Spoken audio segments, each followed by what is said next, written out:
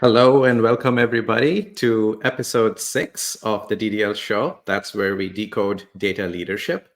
I am your host, Shashanka, CTO and co-founder at Acral Data and founder of the Data Hub project. And today we have on the show an exceptional person, Max Illis, who's a senior principal product manager leading data and AI initiatives at OVO Energy. Max has had a storied career in data, and we're going to talk all about it, all the way from hotels.com and Expedia to, a super large British energy company. What I found interesting about Max, though, is not all of his data journeys, but actually his off data journeys. So Max enjoys scuba diving, dog walking, and gardening, which are, pretty reasonable activities, I think, for people. But also has an official accreditation from the Academy of Cheese. So, Max, tell us everything about that first before we talk about data. But we would love to understand how you got to where you got to, both from a getting to the cheese perspective and also from your journey in data perspective. And for the audience, keep it interactive. Please ask us questions. We're going to take them at the end of the show and respond to you in comments as well. Over to you, Max. Thank you very much, Shashanka. It's a pleasure to be on the show today. To talk a little bit about cheese first. Why not? I always had a bit of a passion for cheese, and a few years ago, I was bought a present to do a level 1 accreditation with the Academy of Cheese, which was a great introduction to really understand more about the whole cheese producing fabrication process. We got to taste a lot of cheeses. And this was kind of my last social outing I did before the COVID lockdown. So certainly my love of cheese has persisted and has only grown since doing that. But we're here really to talk about data. So before joining hotels.com, I had quite a long and varied career in finance. Various different roles at different types of companies were all around data in one form or another. And then back in about 2016, I had the opportunity to join hotels.com and took over as my sort of first product role there was really our streaming ingestion platform. So working on some fairly new technologies around Kafka deployed in the cloud with a great focus on, distributed cloud computing for data. Max, if I remember correctly, I think 2016 or 2017 is when we first met, right?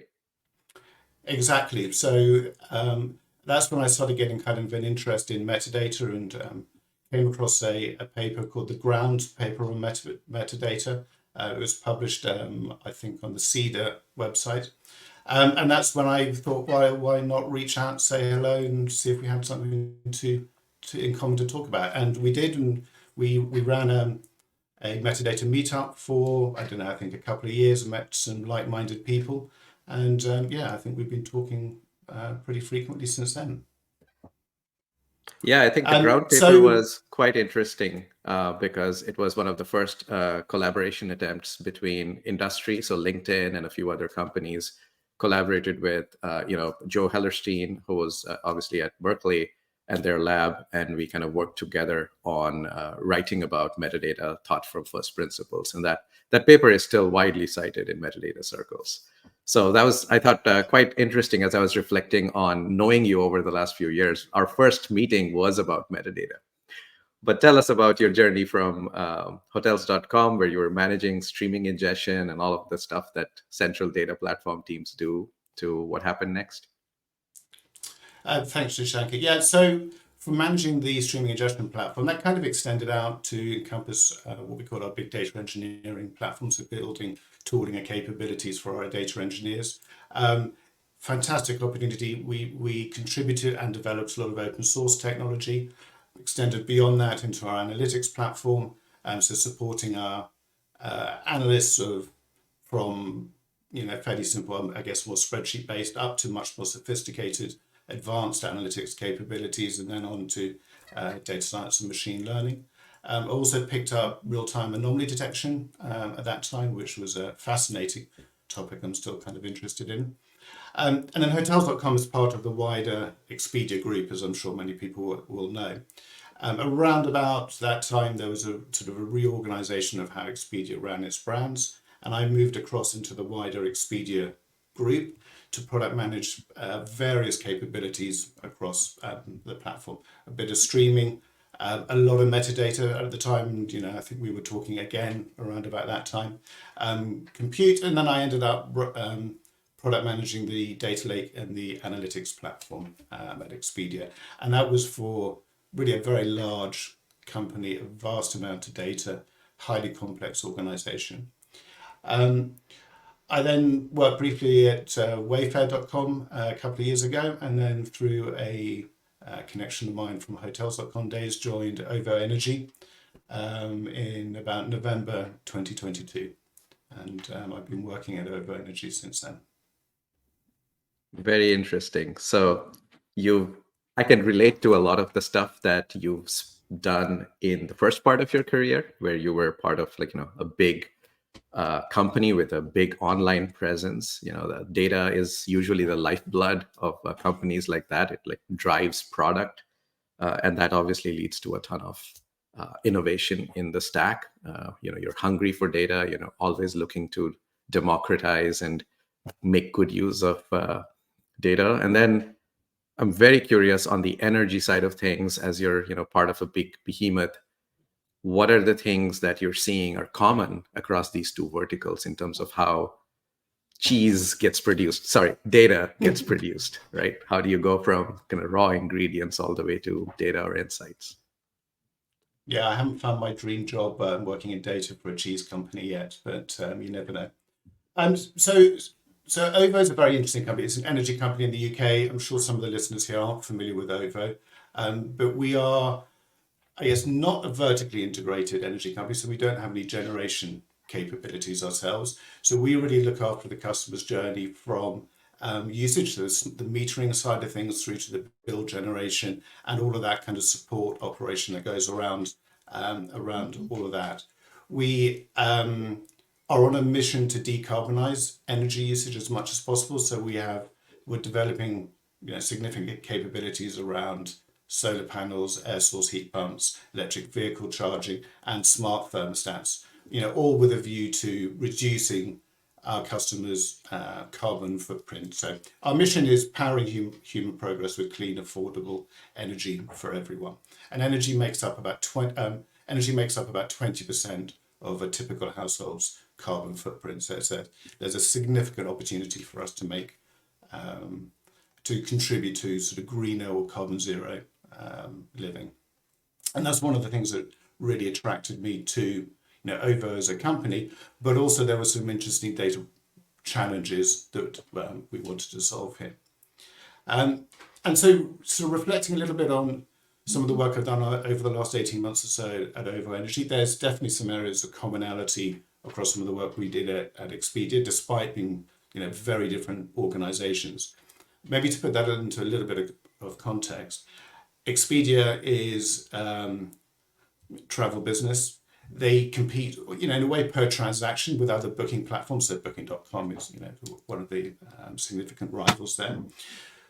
But energy in the UK is more of a subscription-based business. So you sign up for your energy supplier. So we have a slightly different, I guess, approach to our customers, but a huge reliance around data with all, I guess, common challenges around, for example, discoverability. Finding the right data. Is it reliable? Do you have the right observability over your data? Governance around it, ownership, and then of course that requires an awful lot of metadata across an awful lot of data to do. So that was certainly one of the areas where I think common challenges to solve across the two types of companies. So discovery, quality, governance, the usual three things that we end up running into everywhere. Absolutely. Very interesting. And go ahead. Sorry, I was going to say, as looking at the data teams at the different organizations, there are still, there's still a lot of there are other areas of similarity in terms of, and I think this is a perennial problem across data teams, is measuring return on investment, from an organization perspective. How much money do you put into a data org? what are the structures? Is it a distributed data org or a centralized data org? So measuring that return on that investment is, I think a challenge. I think it's perhaps it's more of a challenge at a bigger company because you're a little bit more divorced, a little bit further away from that revenue generating layer of the organization. And what's one of the things I think OVO Energy is really very, very good at is putting data very close to that revenue generation piece. And so we can pretty accurately measure the impact we have across the organization.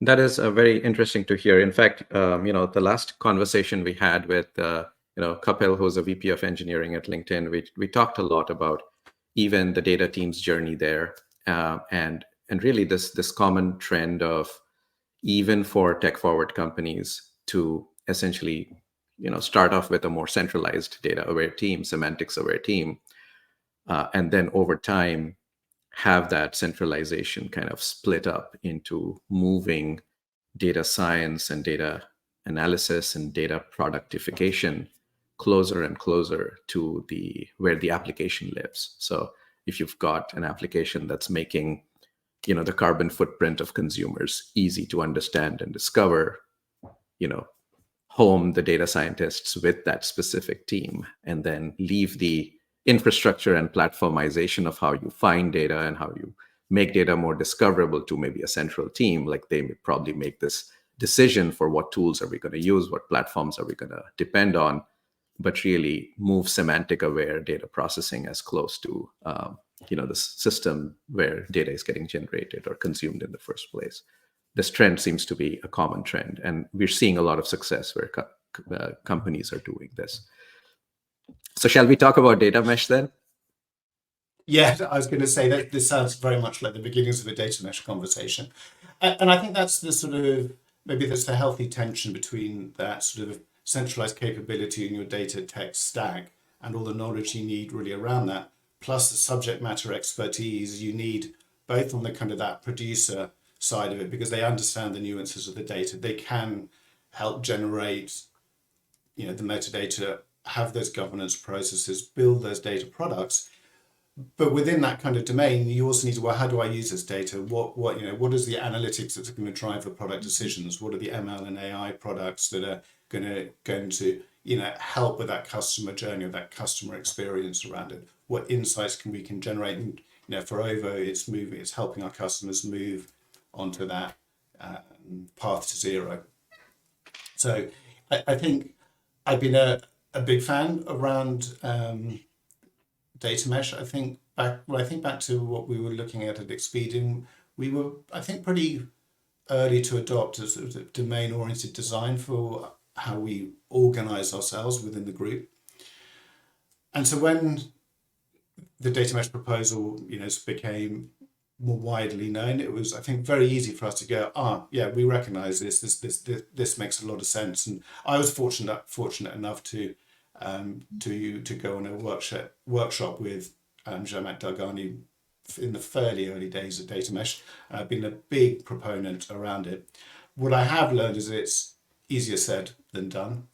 It is a challenge that I think it's not a cheap thing to implement. It does take investment, it does take training, and it does take commitment.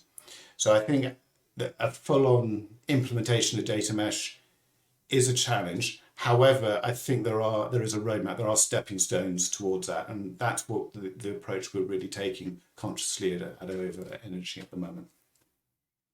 So one of the things, I can relate to a lot is, I sort of have this ringside view of data evolution at a lot of different companies. And so I can kind of see that just through my conversations with the Data Hub community.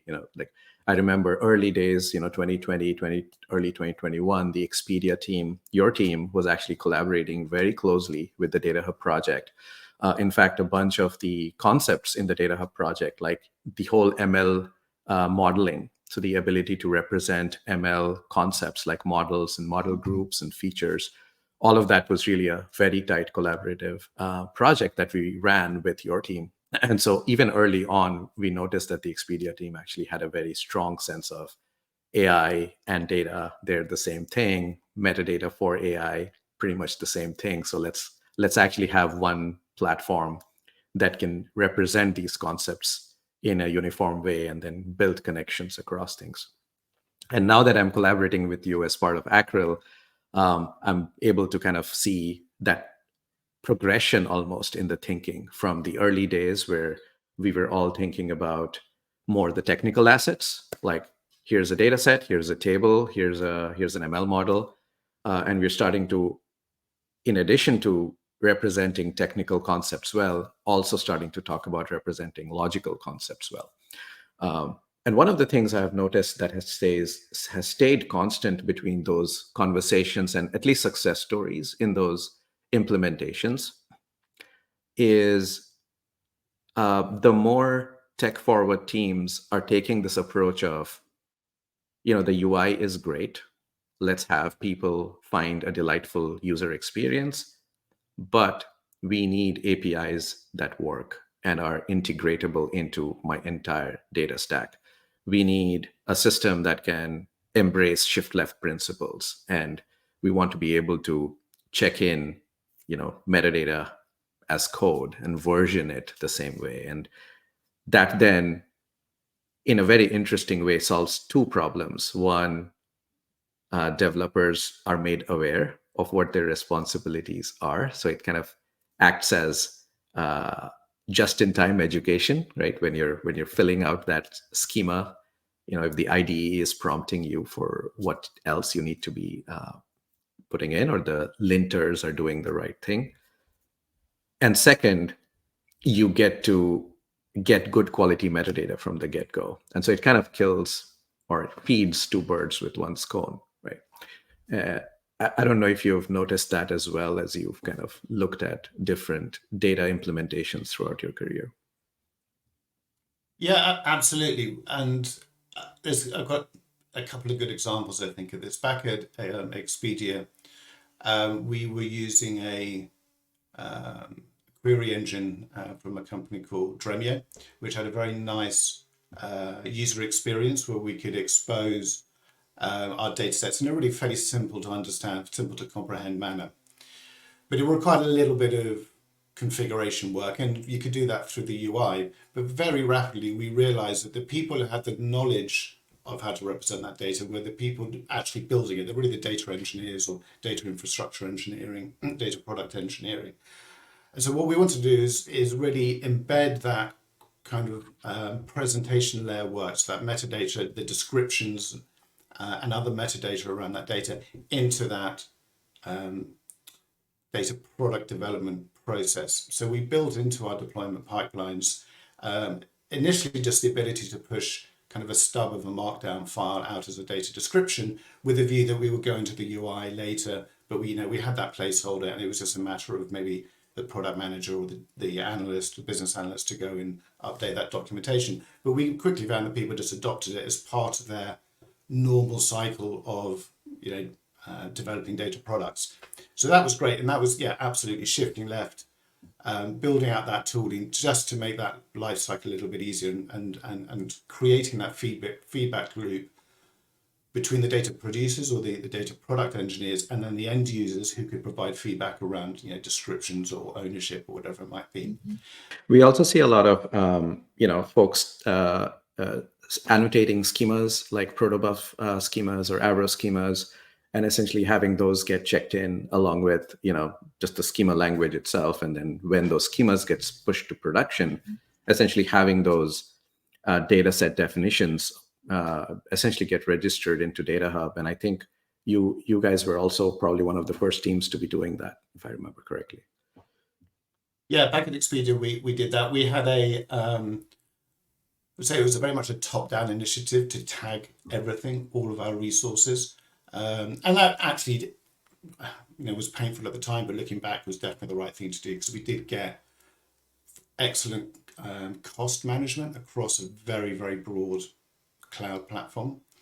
But it also allowed us then, to tag all of our data early on in the pipeline and propagate those tags, throughout the entire platform.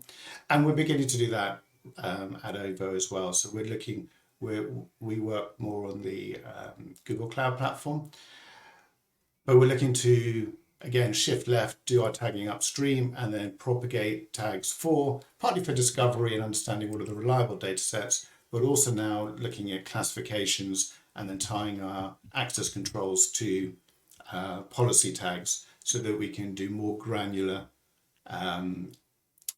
access management or identity and access management without having to replicate data into sort of different zones of security, which is, wasteful and expensive at the end of the day. Absolutely, absolutely. And in fact, this is the month of propagation for us. So, at the town hall later this month, we are going to be talking about everything that we can do with propagation all the way within the platform as well as back out to external systems. So, our vision really here is of having Data Hub be that control plane for all of your data systems. You register logical specifications to us, and then we manage essentially how those pieces of information or configuration specifications travel and get pushed down, as you called it, right, into your platforms.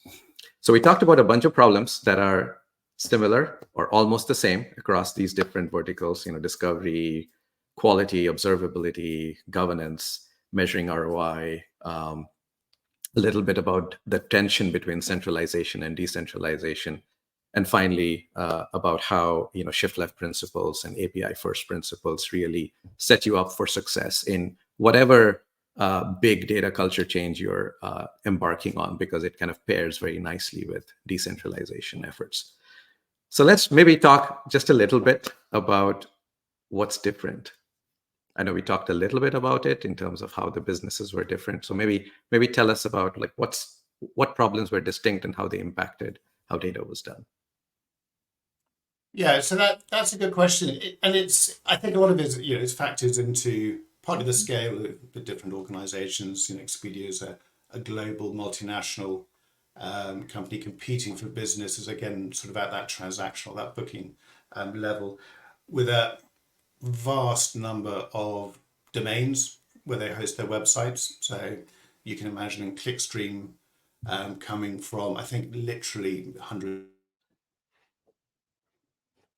to enable, the sort of product analytics. And Ovo Energy is a little bit different because we don't, which we obviously do, isn't perhaps so ingrained in how we do it and do everything around analytics.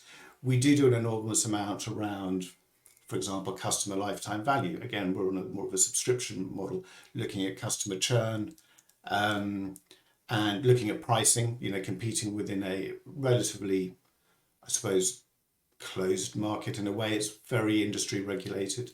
So there are some differences in really how we do business, and that kind of translates to some of the challenges we have around data. There are still, while there are differences, particularly around scale, there are some commonalities there. We at Ovo Energy deal with different sources of data for a similar domain. Partly, that's due to some of the acquisitions we made, all the different businesses that we run. I mentioned at the beginning, we're doing work around solar panels and EV charging and air source heat pumps and smart thermostats. So we have these different sources of data compared to a more traditional energy business. But at Expedia, with all this complexity, you would take one domain and it might have, tens of different sources of that same data, which needs to be worked on. I think there's also, realistically, differences in where we are on that maybe maturity curve. Expedia being very large organization could spend quite a lot of money on investing in platforms, in data teams embedded within the domains. Within Ovo Energy, I think someone recently described us as small but mighty. We have a small but very focused data team, and we're really more, I would say, feature-led or opportunity-led. And also, as we're very close to that realization process around the value that we bring, we tend to be more feature-led, I suppose. But with the product discipline we have, we're looking for adjacent opportunities for anything we develop. And again, anything we can push down to that platform for reuse. So yeah, definitely differences. I think a lot of it comes from scale and how we operate. I think possibly the other difference is we are more closely aligned with what we're doing around machine learning, AI, advanced analytics in that piece. So, again, very close to that opportunity compared to sort of perhaps what this large organization we had at Expedia. Yeah, I'm very familiar with that. In fact, I felt the same way when I went from, LinkedIn, which was a very big company with a lot of like specialization and a lot of heft behind each individual specialization. So, data infrastructure was a whole different team. Big data platforms, whole different team. AI, very different team. And, the contracts between those teams were, primarily around not so much APIs, but more like services. And so there was a lot more platformization that was needed across teams, the bigger you are. And, of course, now as Acryl, we also think of ourselves as a small but mighty startup that's, building one of the widest adopted, metadata platforms. And at the same time, also building a commercial product that essentially tries to drive these opinionated experiences and achieves kind of this control plane vision for our customers. So, we've talked about some of the tools you're using in your journey. Obviously, Data Hub at Expedia and, Data Hub Cloud at Ovo. You also mentioned that you've got like multi-cloud setups going on, or perhaps you've gone from AWS at Expedia to GCP at Ovo. So in terms of how you think about as a data product manager, choosing a tool set that allows you to work with these different cloud platforms, like what has your experience been there? Yeah, that's a very interesting topic. So yes, Expedia very much primarily an AWS platform. Ovo for data, very much a GCP platform. The difference is, as I'm sure most of the listeners will be aware, is AWS is very much more of an infrastructure provider. You need to build your platform on top of that. So there are a lot more things you can tune across AWS, but equally you need to invest in that. As an organization, you need to be prepared to, tweak and tune and manage all of that. And if things do go wrong, they can go wrong in probably not great ways. Google offers much more of a platform experience, and I do think that Google has a very good understanding of the analyst or data scientist journey. It is pretty joined up. It works very well for us. We don't really want to rely too much on building our infrastructure, the configuration and management. Yes, absolutely, we do. We want to be actively doing that, developing the right patterns there. But yeah, it is a different environment to be working with. I would say my role when I was working with Expedia was very technical. I probably know more about big data compute engines than I ever really wanted to learn about. And now I'm much more, with the work we're doing, we're much more, I think, outcome focused. We can rely on the platform doing a lot of that heavy lifting. Don't have to worry quite so much around how many nodes do we need to scale out on our query engine in order to satisfy demand at the end of the day in a particular time zone. So different, still fascinating, but yeah, slightly different problems to be solving now.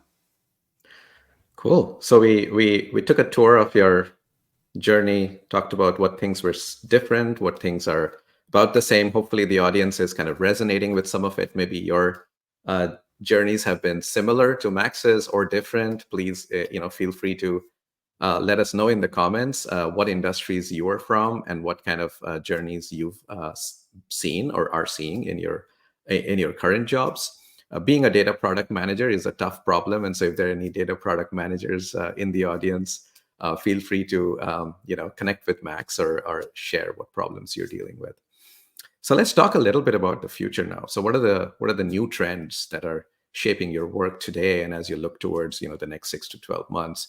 You talked a little bit about this platformization that's happening and the ability for working with platforms and actually building out that control plane style experience, but tell us a little more about where you're going with all of your next few months with both data management and AI. Yeah, I think we can't really have a conversation nowadays without talking about AI or large language models or generative AI in particular. And We that, went 20 minutes without talking about we did AI. in 20 minutes. I thought that was pretty good. Um, that's obviously a large area of focus. It's something I've been working in detail with around, I guess, probably for the last 12 months, 11 to 12 months. Um, I am struggling to keep up with all the papers being published and all the developments. It does remind me a little bit of around, I don't know, 2015, 17, the explosion in data technologies from all these different companies. Matt Turk's data and AI landscape, can we all probably still follow. And I think there are some distinct challenges in this area. So large language models, obviously, we're talking about language, we're talking about unstructured data. In my experience, which could be narrow, probably other listeners may have different experiences around it, is unstructured data hasn't had the focus around quality, metadata, that kind of data product robustness you get from more, should we say, commonly used data sets within an organization. So I think there's that, is that suddenly you've got these very exciting projects to spin up, probably a lot of leadership focus on looking for results around this, and then finding that age-old problem of actually your data is not quite as good as you'd hoped it was going to be. And there are also challenges between, I think, unstructured data and structured data. So when you think about metadata around structured data, you're typically talking around a table, maybe a message on the stream, but mostly around sort of a table, understanding what metadata looks around that. With unstructured data, I think you're seeing it more at the row level. So thinking about transcripts at the message or the conversation level or at the document level.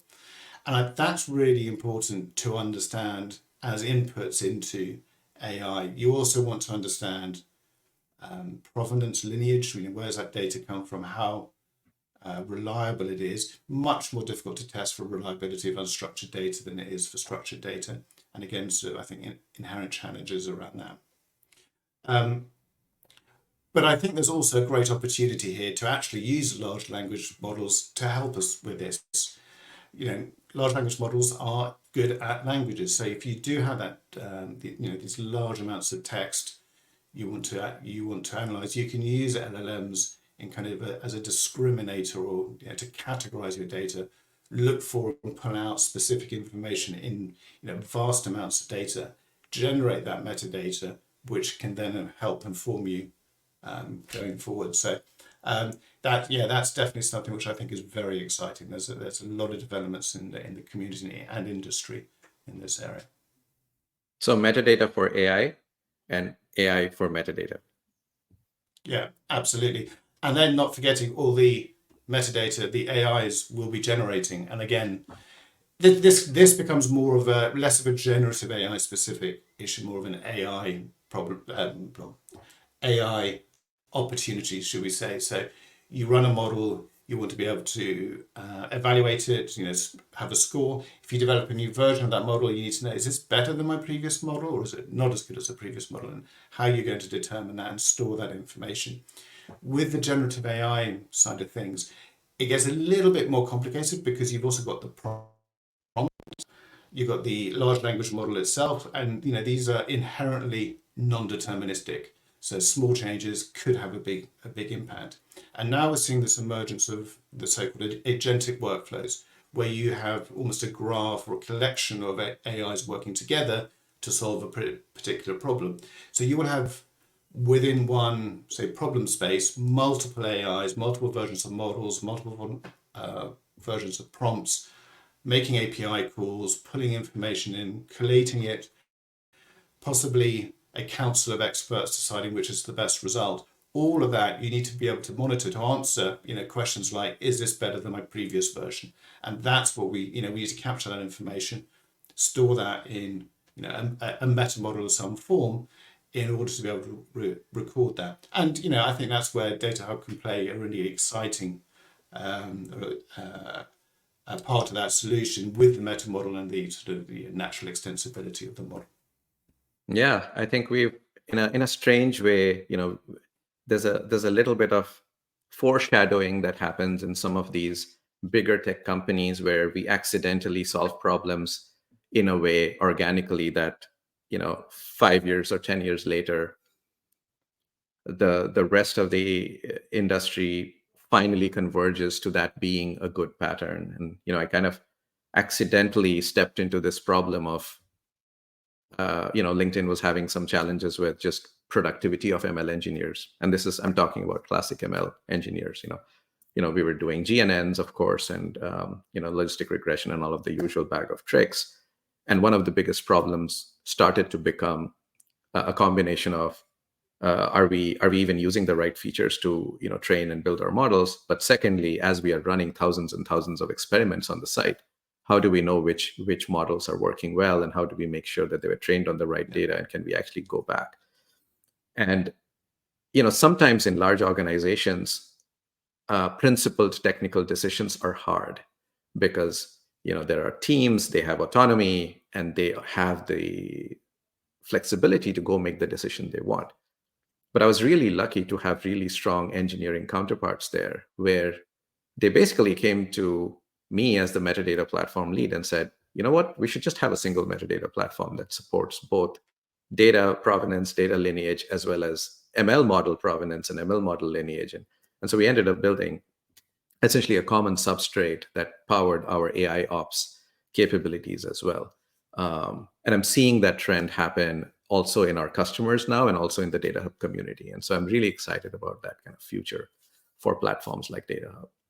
So we're already in kind of further into the future. So what are the things in the future that you're really excited about beyond kind of this pushing down capabilities into data platforms and kind of making AI metadata more accessible and more discoverable for everyone? And if folks have questions about kind of this area or trends in this area, feel free to drop it in, and Max and I will get to them as soon as we wrap up our conversation. So Max, take us home with kind of your predictions for the future.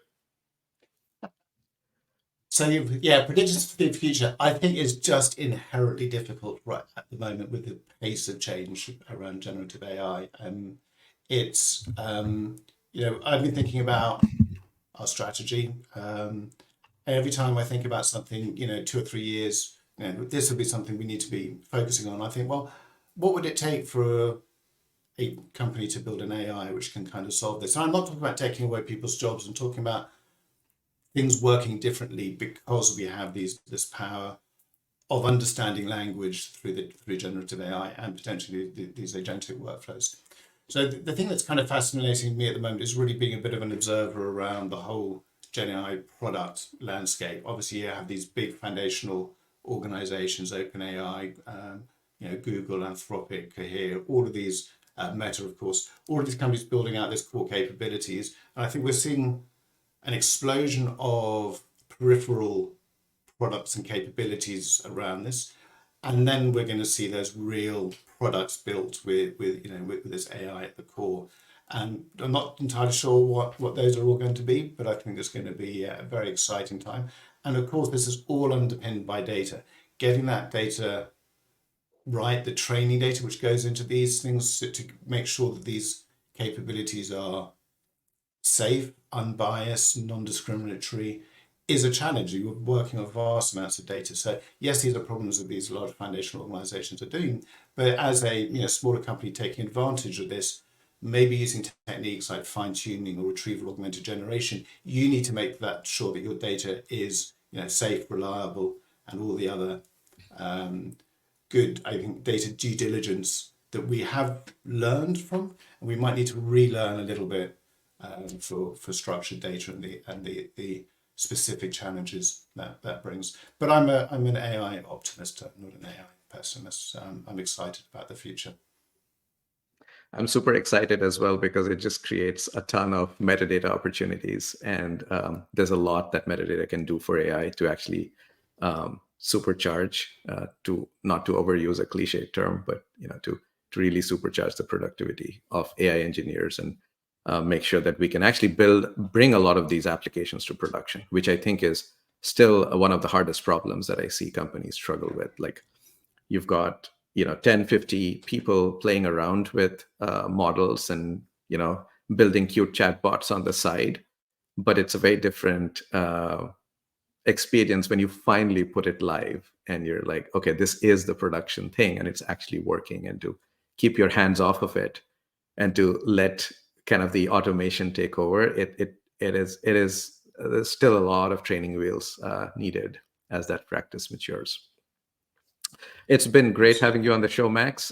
We've talked about everything from cheese making to data generation in the Hadoop days to being able to generate models in the LLM age, and how metadata is kind of the common thread tying a lot of this together, but also how there's a lot of new opportunities and a lot of new challenges for projects and products like Data Hub.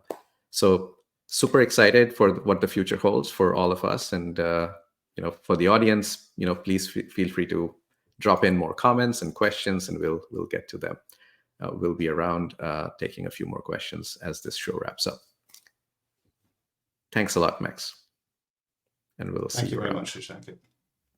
Bye-bye.